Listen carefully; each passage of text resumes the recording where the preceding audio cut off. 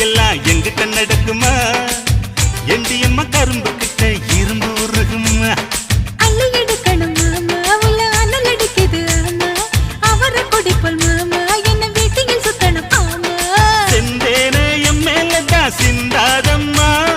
சேலைக்குள் அடங்கிட்டாத்த புயல் நானம்மா ஓசி பட்டாசுல வசந்தவா